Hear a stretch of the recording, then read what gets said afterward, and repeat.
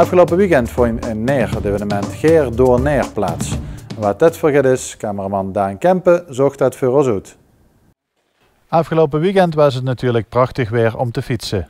En ook in Neer was van alles te doen. De bedrijven hebben een soort open dag georganiseerd, Geer door Neer. Onze cameraman Daan Dekken moet Neer en was er ook bij. Hij ging kijken bij het bedrijf van Germy Jansen. Hier in het atelier doen we workshops geven voor kinderfeestjes, maar ook voor volwassenen, seizoensworkshops. Ik vind het ook wel heel erg leuk als mensen zo'n dag wie vandaag, dat ze gewoon eens rond kunnen lopen, naar de spullen kijken die er staan, inspiratie opdoen voor hun eigen interieur. Ja, allemaal op landelijk gebied. Met de seizoensworkshops dan doen we met groen werken. En we doen ook nog workshops geven met panelen maken, ornamenten maken.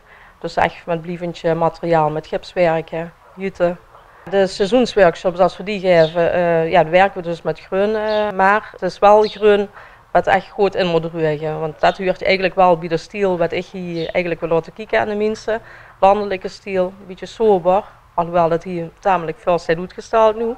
Maar het moet allemaal materiaal zijn met goed druig wordt en dat ze het hier lang kan laten hangen. Kransen, stukken die goed indruigen. Het creatieve eigenlijk met de ornamenten en alles, ja, het is eigenlijk gewoon voor de stoere landelijke interieurs. Ben ik eigenlijk begonnen met gipswerken en van allerlei accessoires zelf te maken. Maar daarna is het ook wel steeds meer dat mensen ook hier binnenkomen van oh ik wil dit ook en ik wil ook zo'n interieur of ik wil zo'n accessoires erin. En dan komen ze eens kijken en dan ga ik bij haar toe eens kijken en dan krijgen ze advies van wat ze zouden kennen. Ja, ik zoek hier nog meer dingen op het terrein. Wat is hier nog meer allemaal te doen vandaag?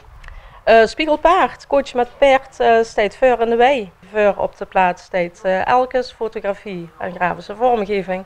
En achter in de tuin hebben we allemaal spullen opgesteld van Jevaro metaalbewerking. Doet je dit als hobby of is het ook werk? Ik heb 2 banen. Ik sta de helft van de week aan de school, de basisschool. En daarna is dit mijn werk, ja. Zijn er eigenlijk al veel mensen hier geweest? Ja, ik moet zeggen dat we op het bouwen waren vanmorgen en de laatste puntjes op de i zitten. En toen kwamen toch de eerste mensen al fijn ruim op tijd aan. En het is de hele tijd door het lopen, ja. Dus alles loopt in en uit.